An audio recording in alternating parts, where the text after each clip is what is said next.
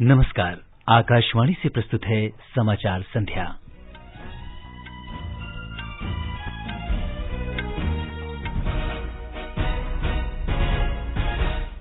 प्रधानमंत्री नरेंद्र मोदी ने कहा, जन औषधि योजना से गरीबों को महंगे चिकित्सा खर्च से राहत मिली।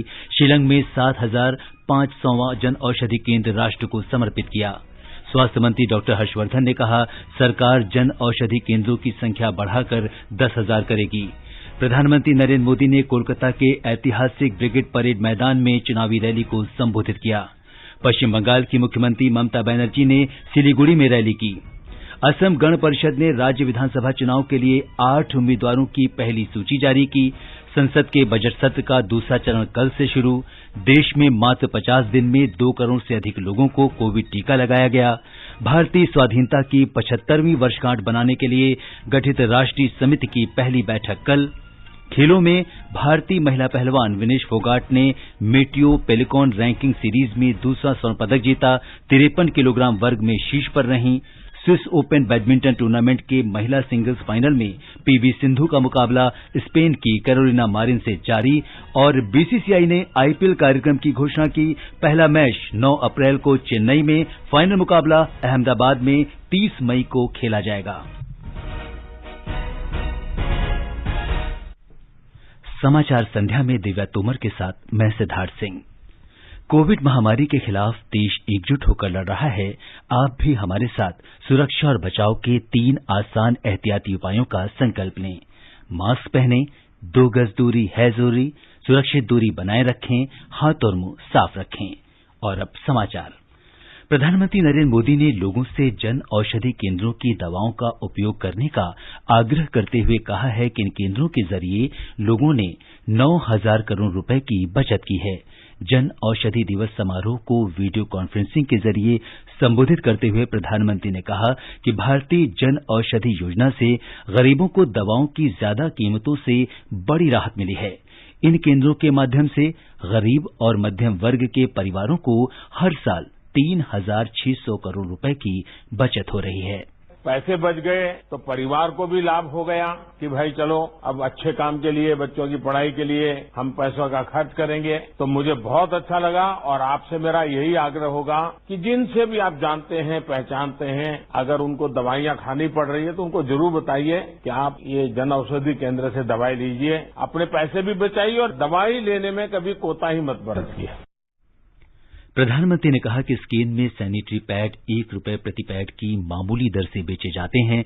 उन्होंने इस बात पर प्रसन्नता व्यक्त की कि जन औषधि योजना से लोगों को न सिर्फ इलाज कराने में मदद मिली है, बल्कि इससे नौजवानों के लिए रोजगार के अवसर भी उपलब्ध हुए हैं। ये योजना गरीब और विशेष करके मध्यम वर्गीय परिवारों की बहुत बड़ी साथी बन रही है। ये योजना सेवा और रोजगार दोनों का माध्यम बन रही है। औषधि केंद्रों में सस्ती दवाई के साथ साथ युवाओं को आय के साधन भी मिल रहे हैं।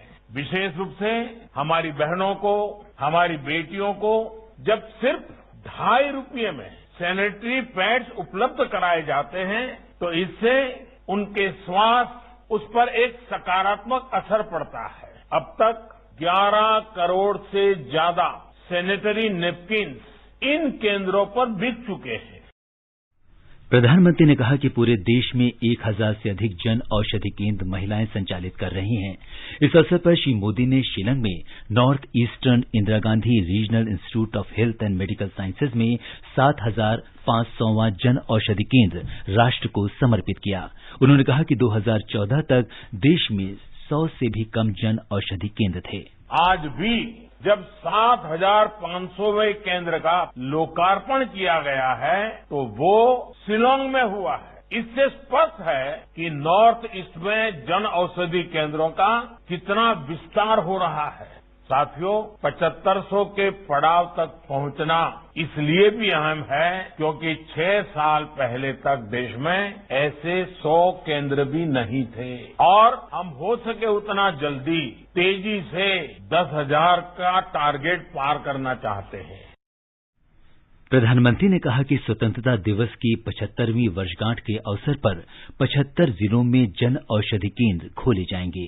आजादी के 75 साल हमारे सामने महत्वपूर्ण अवसर है। क्या हम ये तय कर सकते हैं कि देश के कम से कम 50 जिले ऐसे होंगे जहां पर 75 से ज्यादा जन औषधि केंद्र होंगे और वे आने वाले कुछ ही समय में हम कर देंगे। आप देखिए कितना बड़ा फैलाव बढ़ता जाएगा। उसी प्रकार से उसका लाभ लेने वालों की संख्या का भी लक्ष्य तय करना चाहिए। अब एक भी जन औषधि केंद्र ऐसा न हो कि जिसमें आज जितने लोग आते हैं उसकी संख्या 2 गुनी 3 गुनी न हो। इन 2 चीजों को लेकर के हमने काम करना चाहिए। एक काम जितना जल्दी होगा देश के गरीबों को उतना ही लाभ होगा। संयुक्त राष्ट्र ने वर्ष 2023 को अंतर्राष्ट्रीय मोटा अनाज वर्ष मनाने की घोषणा की है।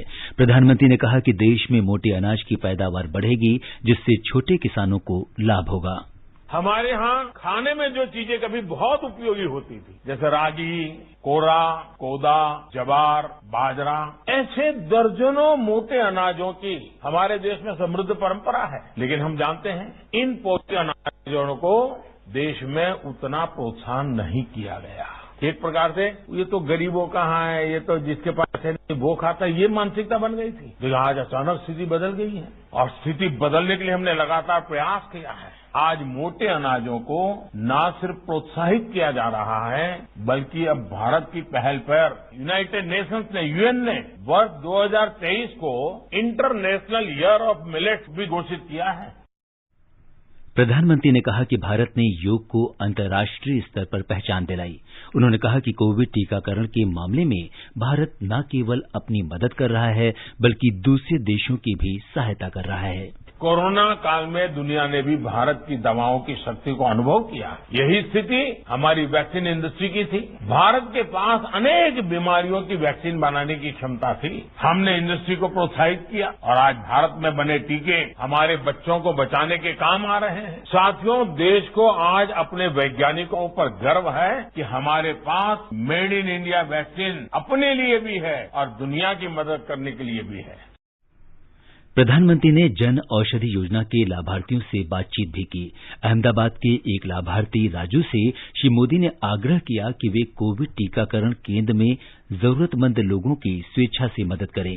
दीव के इरशाद ने बताया कि जब उन्होंने जन औषधि व्यवसाय अपनाया और जेनेरिक दवाओं की दुकान खोली तो किस तरह उनकी आमदनी 3 गुना बढ़ गई। इस अवसर पर इस क्षेत्र में उत्कृष्ट काम करने वाले लोगों को पुरस्कारों से सम्मानित किया गया। स्वास्थ्य मंत्री डॉक्टर हर्षवर्धन ने कहा कि सरकार वर्ष 2024 तक जन औषधि केंद्रों की संख्या बढ़ाकर 10,000 कर देगी। इस समय देश में कई जिलों में 7,500 जन औषधि केंद्र हैं। आज नई दिल्ली में अशोक विहार की दीप मार्केट में जन औषधि केंद्र का उद्घाटन करते हुए डॉक्टर हर्षवर्धन ने कहा कि सरकार सभी नागरिकों को गुणवत्तापूर्ण, सुलभ और सस्ती स्वास्थ्य सेवा प्रदान करने के लिए प्रतिबद्ध है। उन्होंने कहा कि जन औषधि केंद्रों से हर माह 1 करोड़ से ज्यादा लोग दवाइयां ले रहे हैं। पश्चिम बंगाल में विधानसभा चुनाव प्रचार जोर पकड़ रहा है। भारतीय जनता पार्टी और तृणमूल कांग्रेस ने राज्य के उत्तरी और दक्षिणी हिस्से में एक ही दिन जनसभाएं और रैलियां की। भारतीय जनता पार्टी के वरिष्ठ नेता और प्रधानमंत्री नरेंद्र मोदी ने कोलकाता के ऐतिहासिक ब्रिगेड परेड मैदान में एक जनसभा की, जबकि तृणमूल कांग्रेस प्रमुख और पश्चिम बंगाल की मुख्यमंत्री ने सिलीगुड़ी में एक रैली की। प्रधानमंत्री ने कहा कि पश्चिम बंगाल की जनता असोल परिवर्तन चाहती है, जिसका तात्पर्य है केवल सरकार का बदलाव नहीं, बल्कि पूरे माहौल में परिवर्तन लाना है। आसोल परिवर्तन का मतलब ऐसा बंगाल जहां युवाओं को शिक्षा और रोजगार के पर्याप्त अवसर मिले, जहां लोगों को पलायन करने पर मजबूर न होना पड़े, जहां व्यापार और कारोबार फले फूले, जहां ज्यादा से ज्यादा निवेश आए। आसोल परिवर्तन मतलब ऐसा बंगाल जहां 21वीं सदी का आधुनिक इंफ्रास्ट्रक्चर हो, जहां गरीब से गरीब को भी आगे बढ़ने का पूरा अवसर मिले। श्री मोदी ने कहा है कि अगले 5 साल में पश्चिम बंगाल का विकास अगले 25 वर्ष का विकास तय करेगा। तृणमूल कांग्रेस की नेता ममता बनर्जी की आलोचना करते हुए श्री मोदी ने कहा कि राज्य के लोगों ने उन पर भरोसा किया, लेकिन उन्होंने और उनकी पार्टी ने इसे तोड़ दिया। श्री मोदी ने कहा कि मिथुन चक्रवर्ती बांग्लार घोरेर छेले यानी बंगाल का लड़का है। उन्होंने कहा कि बंगाल में महिलाएं प्रताड़ित हो रही हैं। श्री मोदी ने कहा कि इस चुनाव में तृणमूल कांग्रेस और वामदल एक तरफ हैं और दूसरी तरफ बंगाल के लोग हैं जो बदलाव चाहते हैं। उन्होंने संयुक्त मोर्चा में कांग्रेस का साथ देने के लिए वामदलों की भी आलोचना की। श्री मोदी ने आश्वस्त किया कि पश्चिम बंगाल में भाजपा की सरकार बनने के बाद कई विकास कार्य किए जाएंगे। फिल्म अभिनेता मिथुन चक्रवर्ती आज भारतीय जनता पार्टी में शामिल हो गए। सुश्री बनर्जी ने एलपीजी रसोई गैस सिलेंडर की बढ़ती कीमतों के खिलाफ सिलीगुड़ी में महिलाओं की विरोध प्रदर्शन रैली की। उन्होंने रसोई गैस के बढ़ते दामों पर भारतीय जनता पार्टी सरकार पर निशाना साधा। श्री मोदी के आरोपों का जवाब देते हुए सुश्री बनर्जी ने कहा कि बंगाल में महिलाएं सुरक्षित हैं, लेकिन भाजपा शासित उत्तर प्रदेश जैसे राज्यों में महिलाएं सुरक्षित नहीं हैं। उन्होंने पश्चिम बंगाल में अपनी सरकार के विकास कार्यों का भी ब्यौरा दिया। उन्होंने राज्य में विकास कार्य नहीं होने के आरोपों को खारिज किया। असम गण परिषद ने राज्य विधानसभा चुनाव के लिए 8 उम्मीदवारों की पहली सूची जारी की है। पार्टी अध्यक्ष अतुल बोरा बोकाखाट से और कार्यकारी अध्यक्ष केशव महंता कालियाबोर सीट से चुनाव लड़ेंगे। पार्टी ने तेजपुर सीट पर पार्टी के पूर्व अध्यक्ष वृंदावन गोस्वामी के स्थान पर पृथ्वीराज रभा को टिकट दिया है। भाजपा और United People's Party Liberal UPPL गठबंधन के साथ असम गण परिषद 26 सीटों पर चुनाव लड़ेगी। असम जाति परिषद ने भी अपने 50 उम्मीदवारों की दूसरी सूची जारी की है। पहली सूची में 18 उम्मीदवारों के नाम थे।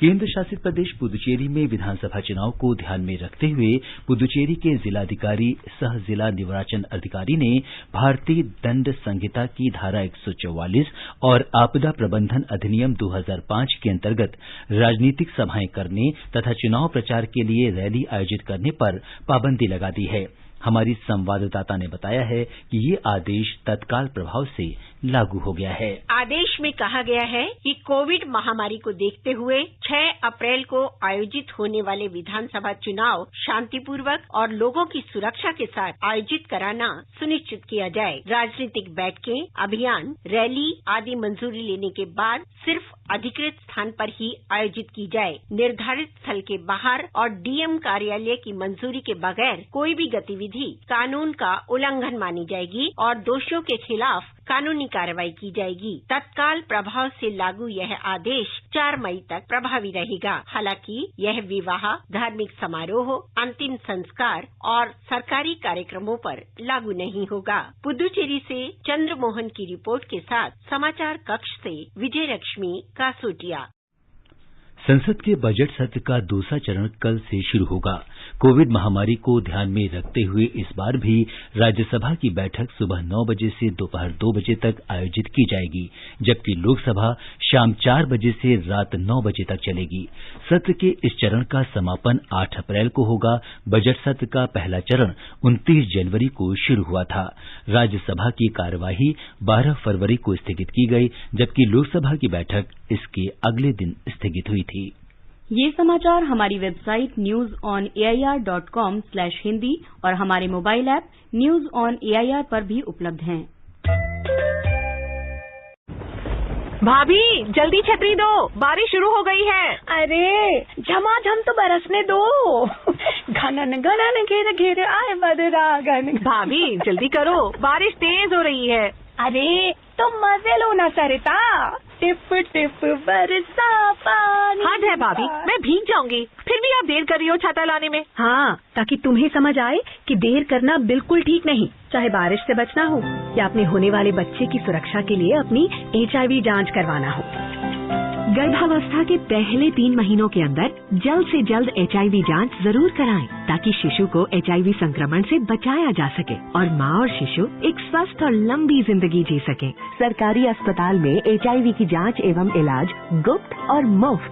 समय का मोल, HIV पे कंट्रोल। अधिक जानकारी के लिए नेशनल टोल फ्री हेल्पलाइन 1097 पर संपर्क करें। स्वास्थ्य एवं परिवार कल्याण मंत्रालय, भारत सरकार द्वारा जनहित में जारी।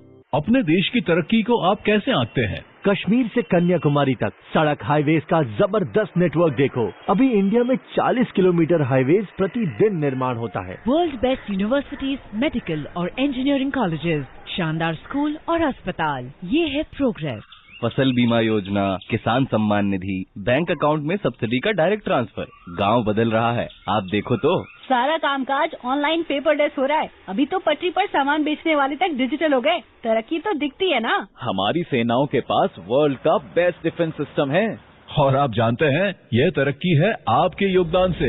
जी, यानी आपका अग्रिम आयकर। अपने अग्रिम आयकर की चौथी किस्त 15 मार्च तक जमा करें। यदि TDS या TCS के बाद आपकी टैक्स लायबिलिटी 10,000 या उससे ज्यादा है तो अग्रिम आयकर जमा करना अनिवार्य है। राष्ट्र की तरक्की में अपना योगदान दें। प्रत्येक आयकर दाता एक राष्ट्र निर्माता। ये आकाशवाणी है। आगे बढ़ने से पहले मुख्य समाचारों पर एक नजर। प्रधानमंत्री नरेंद्र मोदी ने कहा, जन औषधि योजना से गरीबों को महंगे चिकित्सा खर्च से राहत मिली। शिलंग में 7,500वां जन औषधि केंद्र राष्ट्र को समर्पित किया। स्वास्थ्य मंत्री डॉक्टर हर्षवर्धन ने कहा, सरकार जन औषधि केंद्रों की संख्या बढ़ाकर 10,000 करेगी। प्रधानमंत्री नरेंद्र मोदी ने कोलकाता के ऐतिहासिक ब्रिगेड परेड मैदान में चुनाव रैली को संबोधित किया। पश्चिम बंगाल की मुख्यमंत्री ममता बनर्जी ने सिलीगुड़ी में रैली की। असम गढ़ परिषद में राज्य विधानसभा चुनाव के लिए 8 उम्मीदवारों की पहली सूची जारी की। संसद के बजट सत्र का दूसरा चरण कल से शुरू। देश में मात्र 50 दिन में 2 करोड़ से अधिक लोगों को कोविड टीका लगाया गया।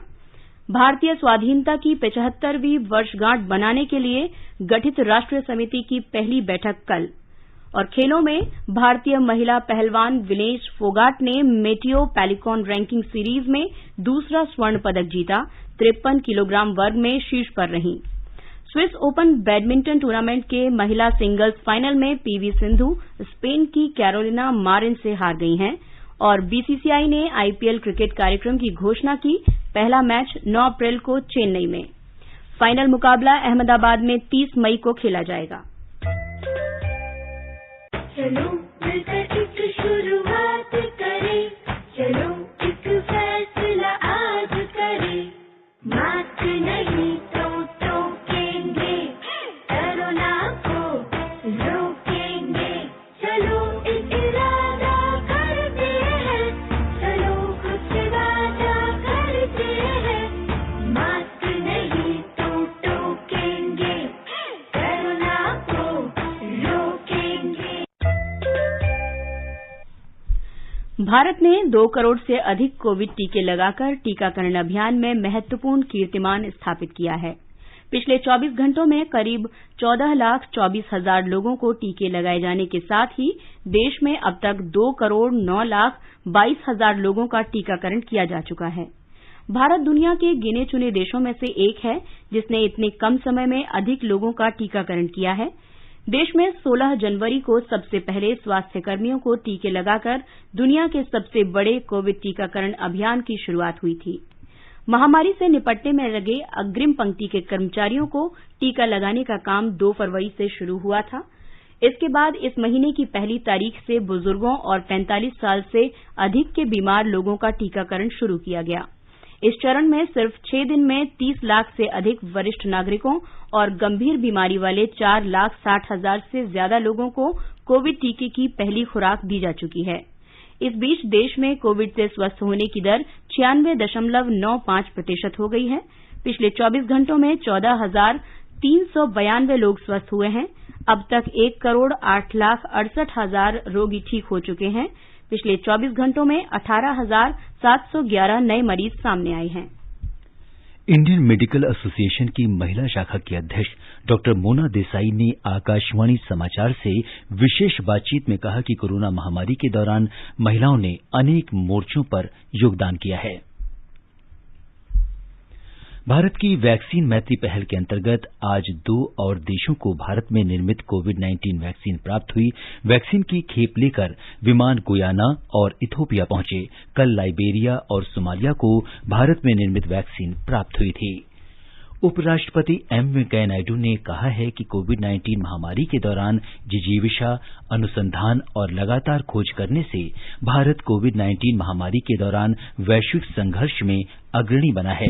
उपराष्ट्रपति ने ईएसआईसी मेडिकल कॉलेज के पहले स्नातक दिवस समारोह को संबोधित करते हुए नई दिल्ली में कहा कि चिकित्सकों, वैज्ञानिकों और नीति निर्माताओं के समय पर निर्णायक कदम उठाने से वायरस के फैलाव को रोकने में मदद मिली है। उन्होंने महामारी के दौरान एकजुटता के लिए डॉक्टर, नर्स, अर्ध चिकित्सा कर्मियों, सफाई कर्मियों और तकनीशियनों से लेकर आशा कार्यकर्ताओं तक सभी की सराहना की। दिल्ली मेडिकल एसोसिएशन ने आज केंद्रीय स्वास्थ्य मंत्री डॉक्टर हर्षवर्धन को चिकित्सा क्षेत्र में योगदान के लिए कोविड महामारी के दौरान उल्लेखनीय कार्य तथा असाधारण सेवा करने के लिए सम्मानित किया। डीएमए के 62वें दिल्ली राज्य चिकित्सा सम्मेलन में विश्व के हाल ही के इतिहास में सबसे बड़े स्वास्थ्य संकट में डॉक्टर हर्षवर्धन को 1 अरब से ज्यादा लोगों के लिए रोशनी की किरण बताया। इस अवसर पर डॉक्टर हर्षवर्धन ने बताया कि आज तक 2 करोड़ से ज्यादा लोगों को कोविड-19 की वैक्सीन दी जा चुकी है और ये आंकड़ा 15 लाख प्रतिदिन के हिसाब से बढ़ रहा है। डॉक्टर हर्षवर्धन ने कहा कि प्रधानमंत्री नरेंद्र मोदी के नेतृत्व में भारत विश्व की फार्मेसी बनकर उभरा है। भारत ने अभी तक 62 अलग अलग देशों को 5 करोड़ 51 लाख कोविड वैक्सीन की खुराक दी है। ये समाचार आकाशवाणी से प्रसारित किए जा रहे हैं। ताजा समाचार जानने के लिए आप हमारे Twitter handle @AIR News Hindi को फॉलो कर सकते हैं। सुनिए, जल्दी गैस बंद कीजिए। कुकर में सीटी आ गई है, उतार लीजिए। अरे रुको, आराम से उतारेंगे। हमारे हाथों के जादू पे कुकर भी तो सीटियां मारे। जल्दी उतारोगे तभी दाल बनेगी, वरना हलवा बन जाएगा। यही बात HIV पॉजिटिव माँ के बच्चे की HIV से सुरक्षा के लिए भी लागू है। मतलब समय पे जांच और दवा दी जाए तो HIV पॉजिटिव माँ का बच्चा भी HIV मुक्त हो सकता है। क्या सचमुच? बिल्कुल। माँ यदि HIV पॉजिटिव है तो बच्चे का जन्म अस्पताल में, जन्म से ही HIV सुरक्षा सेवाओं की मांग और 6 हफ्ते से 2 महीने के बीच में बच्चे की पहली HIV जांच सुनिश्चित करना बेहद जरूरी है। सरकारी अस्पताल में HIV की जांच एवं इलाज गुप्त और मुफ्त। समय का मोल HIV पे कंट्रोल। अधिक जानकारी के लिए नेशनल टोल फ्री हेल्पलाइन 1097 पर संपर्क करें। स्वास्थ्य एवं परिवार कल्याण मंत्रालय, भारत सरकार द्वारा जनहित में जारी। स्वाधीनता की 75वीं वर्षगांठ मनाने के लिए गठित राष्ट्रीय समिति की पहली बैठक कल होगी। इसमें कार्यक्रम की तैयारियों के तौर तरीकों पर चर्चा की जाएगी।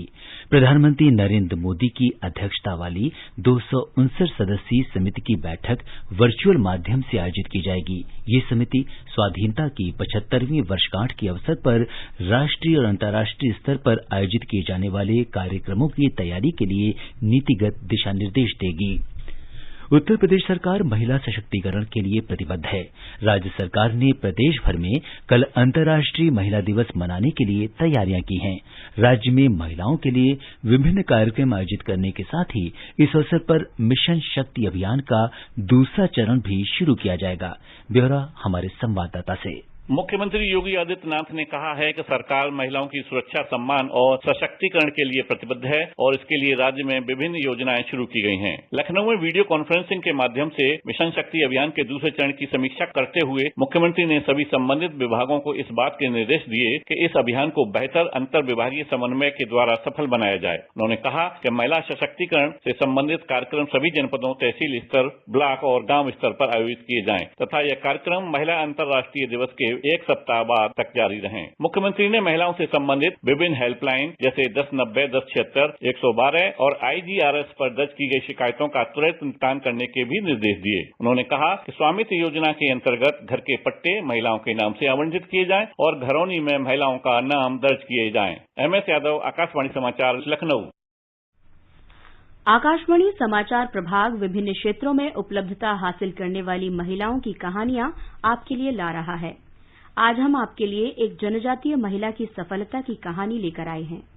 जिगमेत डोलमा लद्दाख के ईगू गांव में रहती हैं। उन्होंने इस वर्ष 10 जनवरी को बांग्लादेश में बंगबंधु शेख मुजीब ढाका मैराथन में 4था स्थान हासिल किया था। आकाशवाणी से बातचीत करते हुए उन्होंने कहा कि उनका संदेश ये है कि महिलाओं को सभी अवसरों का लाभ उठाना चाहिए। मेरा नाम जिम्मी डोरमा है। मैं लद्दाख पुलिस डिपार्टमेंट का हूँ। मैं बचपन से रनिंग करती थी। मैंने अभी तक 20 गोल्ड मेडल लिया और टोटल 32 मेडल्स लिया। अभी मैं सारी लड़कियों के लिए कहना चाहूंगी कि किसी भी पार्टिसिपेट करने के लिए मौका मिलेगा तो छोड़ना मत। This International Women's Day, AIR News brings you a special 15-minute program, Women on the Move, highlighting the achievements of women in a diverse range of fields.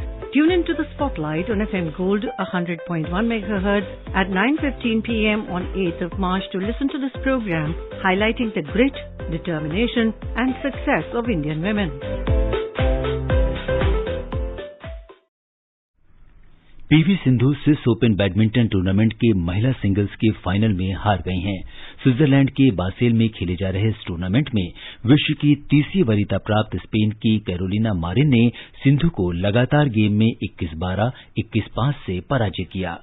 और अब अन्य खेल खबरों के साथ हैं नवीन सक्सेना। इटली में खेली जा रही मैटियो पेलिकॉन रैंकिंग श्रृंखला में भारतीय महिला पहलवान विनेश फोगाट ने 53 किलो वर्ग में स्वर्ण पदक जीत लिया है। इसके साथ ही वो इस वर्ग में दुनिया की नंबर 1 पहलवान बन गई हैं। पिछले 10 दिन में ये इनका दूसरा स्वर्ण पदक है। इससे पहले उन्होंने यूक्रेन में भी स्वर्ण पदक जीता था। विनेश के अलावा 57 किलो भार वर्ग में सरिता मोर ने रजत पदक जीता। और क्रिकेट में भारतीय क्रिकेट कंट्रोल बोर्ड ने इंडियन प्रीमियर लीग आईपीएल के 14वें सीजन की घोषणा कर दी है। आईपीएल मुकाबले 9 अप्रैल से शुरू होकर 30 मई तक खेले जाएंगे। सभी प्ले ऑफ मुकाबले और फाइनल अहमदाबाद के नरेंद्र मोदी स्टेडियम में होंगे। आईपीएल के सभी मुकाबले अहमदाबाद, बेंगलुरु, चेन्नई, दिल्ली, मुंबई और कोलकाता में होंगे। इस टूर्नामेंट में पहली बार कोई भी टीम अपने शहर में मैच नहीं खेलेगी। एक दिन में 2 मैच खेले जाएंगे। दोपहर के मैच 3:30 से और दूसरा मैच शाम 7:30 से शुरू होगा। प्रधानमंत्री नरेंद्र मोदी मंगलवार को लोक कल्याण मार्ग नई दिल्ली में श्रीमद् भागवत गीता के श्लोकों पर पांडुलिपि और इन पर टीका संहिता के 11 खंडों का लोकार्पण करेंगे। इन्हें 21 विद्वानों ने तैयार किया है। इस अवसर पर जम्मू कश्मीर के उपराज्यपाल मनोज सिन्हा और प्रख्यात विद्वान डॉ करण सिंह भी मौजूद रहेंगे।